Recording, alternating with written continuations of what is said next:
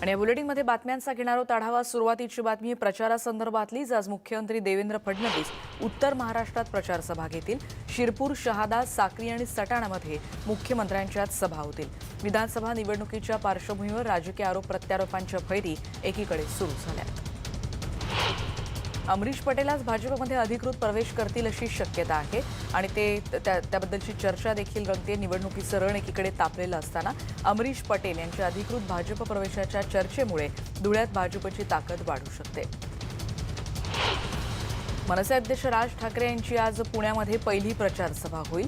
मंगळवारी म्हणजे कालच राज्यात अनेक जाहीर सभा एकीकडे पार पडल्या आणि त्यानंतर राज ठाकरे आज पहिल्या सभेत कोणकोणत्या मुद्द्यांवर बोलणार याकडे देखील लक्ष असेल। काल पुण्यातल्या कोथरूड परिसरात मनसेचे उमेदवार किशोर शिंदे यांच्या प्रचार कार्यालयाचं उद्घाटन त्यांनी केलेलं आहे।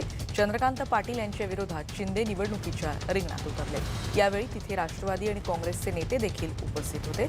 राज ठाकरेंनी यावेळी देवीची आरती केली। जोरदार सुरुवात प्रचाराला झालेली आहे। काल दसरा मेळावा झाला, ज्यात उद्धव ठाकरेंची अहमदनगर जिल्ह्यामध्ये अहमदनगर जिल्ह्यात प्रचार सभा होईल। संगमनेर, श्रीरामपूर, पारनेर इथे देखील उद्धव ठाकरे यांच्या सभा होणार आहेत। मी विनंती करतो। काल उद्धव ठाकरेंनी विरोधकांवर हल्लाबोल करताना महत्त्वाच्या घोषणा केल्या। 1 रुपयात प्राथमिक आरोग्य चाचण्या करणार असल्याची घोषणा काल त्यांनी केली। ही प्राथमिक आरोग्य केंद्र राज्यभरात असतील असं देखील त्यांनी म्हटलंय। 10 रुपयांमध्ये जेवण देणार असल्याचं देखील काल त्यांनी आश्वासन दिलंय। कलम 370 रद्द करणं हे शिवसेना प्रमुखांचं स्वप्न होतं, ते पूर्ण झालं असं म्हणत उद्धव ठाकरेंनी मोदी सरकारचे आभार मानलेत। आता राम मंदिराचं बाळासाहेबांचं स्वप्न आम्ही पूर्ण करणार आहोत असं म्हणताना त्यांनी राम मंदिराची मागणी पुन्हा एकदा आपल्या भाषणातून केली।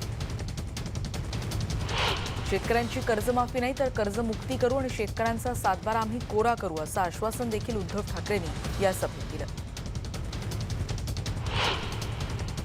विरोधकांवर या भाषणामध्ये त्यांनी चांगलाच हल्ला चढवला। युती करण्यासाठी भाजपसमोर झुकलो नाही तर तडजोड करून वचन पाळलंय अशा शब्दात उद्धव ठाकरेंनी विरोधकांना ठणकावलं। भाजपला पाठिंबा द्यायचा नाही तर मग कुणाला पाठिंबा द्यायचा असा सवाल करत त्यांनी काँग्रेस राष्ट्रवादीवर निशाणा साधला।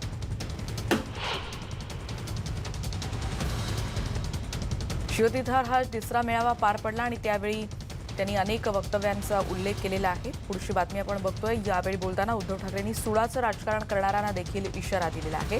सुडाचं राजकारण कुणी करणार असेल तर आम्ही सोडणार नाही। 2000 मध्ये बाळासाहेबांच्या अटकेवेळी आघाडीनं देखील सुडाचं राजकारण केलं नव्हतं असं देखील त्यांनी केलंय। पण त्याचबरोबर अजित पवारांनी ढाळलेल्या अश्रूंवर देखील काल उद्धव ठाकरेंनी आपल्या भाषणात टीका केली। त्याचबरोबर सुडाचं राजकारण करणाऱ्यांची हीच अवस्था होईल अशा पद्धतीने शरद पवारांवर देखील उद्धव ठाकरेंनी यावेळी टीका केली।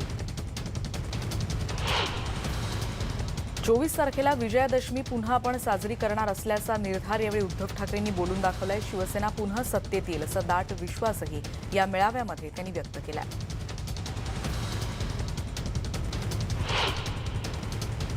काँग्रेसचे ज्येष्ठ नेते सुशीलकुमार शिंदे यांनी काँग्रेस राष्ट्रवादी विलिनीकरणाबद्दल एक मोठं वक्तव्य केलंय। भविष्यामध्ये काँग्रेस आणि राष्ट्रवादी एकत्रित येतील, तेही थकलेत। आम्हीही म्हणजेच राष्ट्रीय काँग्रेस देखील थकलो आहोत आणि आमच्या मनात खंत आहे, त्यांच्याही म्हणजे पवारांच्या मनातही खंत असेल, मात्र ते बोलून दाखवत नाहीत असं धक्कादायक वक्तव्य देखील काल त्यांनी केलंय।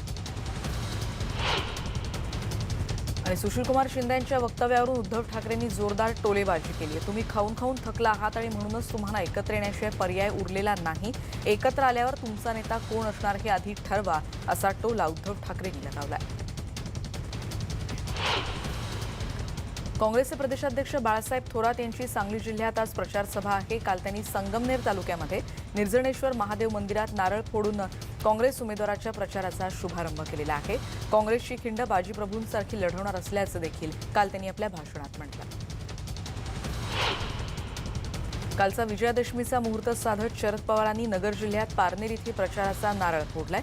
विदर्भ दौऱ्यावर देखील त्यात असणार आहेत। अकोल्यात आणि वाशिममध्ये त्यांच्या प्रचार सभा होणार आहेत। काल पवारांनी राज्य आणि केंद्र सरकारवर तोफ डागली। सरकार सीबीआय, ईडी, पोलीस या सगळ्या माध्यमातून सत्तेचा गैरवापर करत असल्याचा आरोपही आपल्या भाषणातून त्यांनी केला। बातमी आहे जळगावमधली आणि एकीकडे जळगाव जिल्ह्यामध्ये एरंडोल मतदारसंघात आघाडीचे उमेदवार डॉक्टर सतीश पाटील यांचा प्रचाराचा नारळ फोडण्याचा कार्यक्रम पारोळ्यामध्ये पार पडला। शरद पवारांनी यावेळी भाजपवर सडकून टीका केलेली आहे। हे सरकार कष्टकऱ्यांचं नाही तर धनदांडग्यांसाठी काम करत असल्याचा घणाघात यावेळी त्यांनी आपल्या भाषणातून केला। काल परळीमध्ये मुंडे भावा बहिणींमध्ये तुल्यबळ लढाई रंगणार आहे हे स्पष्ट झालेलं आहे। भाजपनं दसऱ्याचा मुहूर्त साधत काल विधानसभेच्या प्रचाराचा श्रीगणेशा केलेला आहे। यंदा थेट देशाच्या गृहमंत्र्यांनीच भगवान भक्तिगडावर काल हजेरी लावली। मोदींमुळेच जम्मू काश्मीरमध्ये कलम 370 हटवणं शक्य झाल्याचा उल्लेख देखील त्यांनी आपल्या भाषणात केला। जम्मू आणि काश्मीरसाठीचं कलम 370 हे मोदींमुळे हटवणं शक्य झालंय असं अमित शहा म्हणाले। त्याबरोबरच 370 हटवण्याचा विरोध करणाऱ्यांना त्याबद्दलचा जाब विचारा आणि ते रद्द केल्यामुळे देश खऱ्या अर्थानं एकसंध झाला अशी आठवण देखील काल अमित शहा यांनी आपल्या भाषणातून करून दिली। मतांपेक्षा लोकांच्या मनावर राज्य करणं गरजेचं आहे असं मत यावेळी पंकजा मुंडेंनी व्यक्त केलेलं आहे। विशेष म्हणजे बोलताना त्यांनी राष्ट्रवादाच्या मुद्द्यावर देखील अधिक भर दिलेला होता। गोपीनाथ मुंडे यांच्या समाधीस्थळाचं दर्शन घेत काल खासदार प्रीतम मुंडेंनी भव्य रॅलीमध्ये सहभाग घेतलेला होता। त्यांचं जंगी स्वागत करण्यात आलं। त्यांच्या गाडीवर असा फुलांचा वर्षाव करण्यात आला। राष्ट्रीय स्वयंसेवक संघाचा विजयादशमी उत्सव काल पार पडला आणि यावेळी एचसीएलचे अध्यक्ष शिव नाडर देखील या कार्यक्रमासाठी प्रमुख पाहुणे म्हणून उपस्थित होते। मोहन भागवत यांनी केलेल्या भाषणामध्ये देखील त्यांनी पंतप्रधानांचं कौतुक केलेले। अमित शहा यांची देखील प्रशंसा केली। कलम 370 हटवल्याबद्दल आणि चांद्रयान मोहिमेचा देखील त्यांनी आपल्या भाषणामध्ये उल्लेख केला होता। मोहन भागवत यांनी देशात मॉब लिंचिंग नसल्याचं काल विधान केलं आणि त्याला एमआयएमचे ओवेसी यांनी प्रत्युत्तर दिलेलं आहे। देशात मॉब लिंचिंग होतं मात्र ते भागवतांना दिसत नाही अशी टीका ओवेसी यांनी बीडमधल्या आपल्या पक्षाच्या मेळाव्यातून केली। त्यांची आज नांदेडमध्ये देखील प्रचार सभा पार पडेल आणि नांदेडसोबत ओवेसींची परभणी जिल्ह्यात देखील सभा होणार आहे। कणकवलीचे उमेदवार नितेश राणे यांनी संघाच्या देवगडमधल्या कार्यक्रमाला हजेरी लावली होती आणि याचा फोटो सोशल मीडियावर मोठ्या प्रमाणात व्हायरल झालेला होता। याबद्दल त्यांनी केलेल्या विधानामुळे अनेकांच्या भुवया उंचावलेल्या आहेत। हिंदुत्ववादी पक्षाच्या आपली जडणघडण झाली आणि त्यामुळे राष्ट्रीय स्वयंसेवक संघाच्या कार्यक्रमात सहभागी होणं आपल्याला नवीन नसल्याचं स्पष्टीकरण त्यांनी केलं।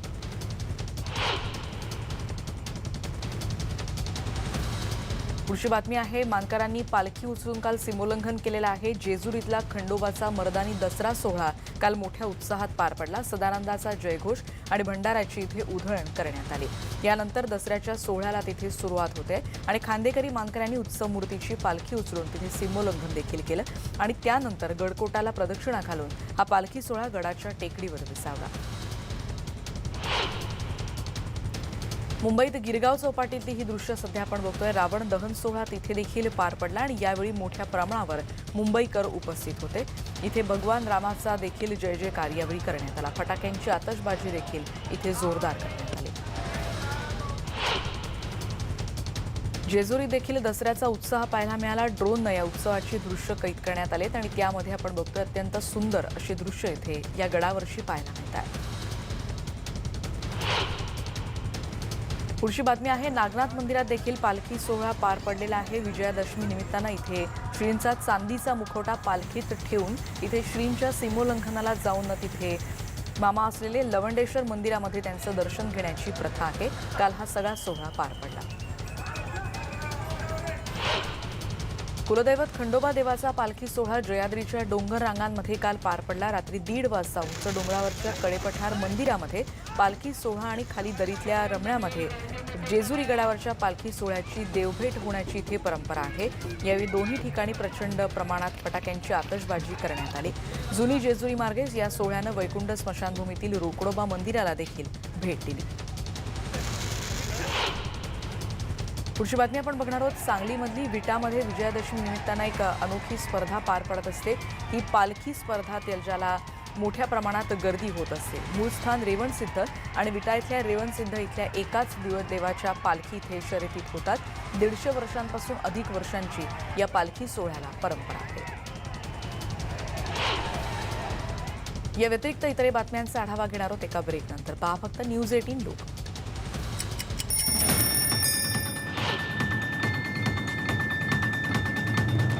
बातम्या पुन्हा एकदा थोडक्यात आपण बघणार आहोत. पंतप्रधान नरेंद्र मोदी नवी दिल्लीतल्या द्वारका इथे रावण दहन कार्यक्रमामध्ये काल सहभागी झाले होते. भाजपचे ज्येष्ठ नेते मनोज तिवारी देखील यावेळी उपस्थित होते. पंतप्रधानांनी यावेळी बाण चालून 107 कोटी रावणाच्या पुतळ्याचं दहन केलं. आपण भारतातील प्रत्येक मुलीचा सन्मान केला पाहिजे, ही आपली जबाबदारी आहे, असं देखील मोदींनी आपल्या भाषणामध्ये संबोधित करताना म्हटलंय. काँग्रेस अध्यक्षा सोनिया गांधी देखील यावेळी या रावण दहन उत्सवाला उपस्थित होत्या. नवी दिल्लीतल्या रामलीला मैदानावर रावण दहनाच्या उत्सवाचं आयोजन करण्यात आलं होतं. यावेळी देशाचे माजी पंतप्रधान डॉक्टर मनमोहन सिंग आणि काँग्रेसचे इतर नेते देखील उपस्थित होते. यावेळी नाटकाचं देखील इथे सादरीकरण करण्यात आलं. सोनिया गांधी आणि मनमोहन सिंग यांच्या हस्ते यावेळी रावणाचं दहन करण्यात आलं. असाच रावण दहनाचा उत्सव वाराणसीमध्ये देखील मोठ्या उत्साहात साजरा केला जातो. गेल्या 70 वर्षांपासून इथे हा कार्यक्रम आयोजित केला जातो. वाईट काम केलं तर त्याच्यावर विजय हा मिळवला जातो आणि त्यामुळे आपल्याला नेहमी चांगलं काम केलं पाहिजे असा संदेश या उत्सवातून देण्यात आला. लखनौमध्ये देखील दसरा उत्सव मोठ्या उत्साहात साजरा झाला. यावेळी देखील इथे विशेष नाटकाचे प्रयोग करण्यात आले होते. रामायणामधील पात्रांची रंगीबेरंगी वेशभूषा, गडद मेकअप हे चित्र अगदी पाहण्याजोगं असतं. नाटक पाहण्यासाठी म्हणजे अर्थात रामलीला पाहण्यासाठी आणि दसरा उत्सवात सहभागी होण्यासाठी इथे गर्दी झाली होती. गेल्या अनेक दिवसांपासून चर्चेत असणारं राफेल लढाऊ विमान अखेर भारताच्या ताफ्यात काल दाखल झालंय. फ्रान्सच्या दसॉ एव्हिएशनच्या प्लांटमध्ये हा सोहळा पार पडला. संरक्षण मंत्री राजनाथ सिंग यांनी विजयादशमी निमित्तानं राफेलची विधिवत पूजा केली. या विमानामुळे पाकिस्तान आणि चीन विरोधात भारताचं लष्करी बळ निश्चितच वाढणार आहे. संरक्षण मंत्री राजनाथ सिंग यांनी फ्रान्सचे राष्ट्राध्यक्ष इमॅन्युएल मॅक्रॉन यांची देखील भेट घेतली. ही भेट अतिशय चांगली होती आणि पंतप्रधान मोदींसोबत झालेल्या भेटीची बद्दल चर्चा देखील मॅक्रॉन यांनी यावेळी केली.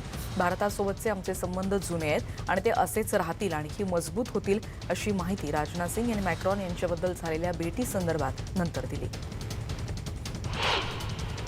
चीनचे राष्ट्राध्यक्ष जिनपिंग लवकरच भारत दौऱ्यावर येत आहेत आणि याबद्दलची अधिकृत घोषणा आज केली जाऊ शकते. या अगोदर शी जिनपिंग यांनी काश्मीर मुद्द्यावर भाष्य केलंय. भारत आणि पाकिस्तान यांनी काश्मीरचा मुद्दा सोडवला पाहिजे असं चीननं यावेळी म्हटलेलं आहे. पाकिस्तानचे पंतप्रधान आपल्या दौऱ्यादरम्यान मंगळवारी बीजिंगमध्ये देखील गेले होते. वाहन उद्योग क्षेत्रातल्या मंदीच्या झळा दसऱ्याला देखील काल जाणवल्यात. कारण मुंबई ठाण्यात दसऱ्यानिमित्तानं होणाऱ्या वाहन खरेदीत गेल्या वर्षीच्या तुलनेत यंदा घट झालेली आहे. ठाणे आरटीओत एकाही वाहनाची नोंदणी झालेली नाही. कालच्या मुहूर्तावर खरं तर आवर्जून वाहन खरेदी केली जाते, पण दुचाकी आणि चारचाकी वाहन खरेदी आता तुरळक त्याचं प्रमाण होत चाललंय. ही वाहन खरेदीतली घट तब्बल 40% आहे. सोनं आणि घर खरेदी क्षेत्रातही मंदी पाहायला मिळाली आहे. 3.5 मुहूर्तांपैकी एक असलेल्या दसऱ्याला खरं तर आवर्जून सोनं घेतलं जातं, पण काल तुलनेनं इथे गर्दी देखील कमी पाहायला मिळाली. एसबीआयनं ग्राहकांना शॉपिंग अधिक स्वस्त आणि सहज करता यावं यासाठी डेबिट कार्ड ईएमआयची सुविधा लॉन्च केली आहे. या माध्यमातून ग्राहक ईएमआयवर शॉपिंग करू शकतात आणि यासाठी कोणत्याही डॉक्युमेंटची आवश्यकता नाही.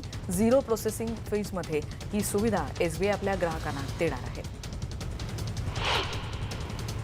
टाटा नॅनो या कारचं उत्पादन पूर्णपणे बंद करण्यात येणार असल्याची माहिती मिळते. टाटा मोटर्सने यावर्षी पहिल्या 9 महिन्यात नॅनो कारचं एकही उत्पादन केलेलं नाही.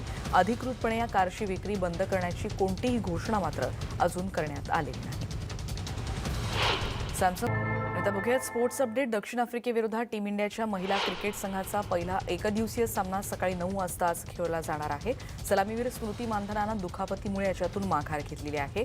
तिच्या जागी पूजा वस्त्रकार हिचा समावेश या टीममध्ये करण्यात आला आहे. दक्षिण आफ्रिकेविरुद्धच्या पहिल्या कसोटी सामन्यात घवघवीत यश मिळवल्यानंतर टीम इंडिया दुसऱ्या कसोटी सामन्यासाठी सज्ज होते आणि त्यासाठी टीम इंडियानं दुसऱ्या कसोटीसाठी पुण्यात सराव केला.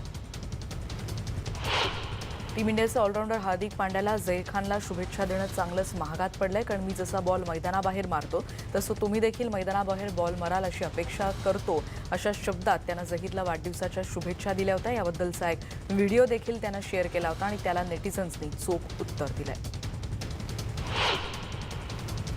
नुकताच वडील झालेल्या अजिंक्य रहाणेला सचिननं खास शैलीत शुभेच्छा दिल्या. सचिननं अजिंक्यला थेट नाईट वॉचमन आता व्हायला सज्ज हो असा सल्ला दिलाय. सचिननं अजिंक्यला खास शैलीत दिलेल्या शुभेच्छा चांगल्या चर्चेत राहिलेल्या आहेत. अजिंक्यनेही टिप्स घेण्यासाठी लवकरच भेट येईल अशी प्रतिक्रिया सचिननं दिली आहे. आणि यानंतर या बुलेटिनमध्ये इथेच थांबतोय. काही वेळातच गावाकडच्या बातम्यांचा देखील आढावा घेऊयात. पहा फक्त न्यूज 18 लोकमत.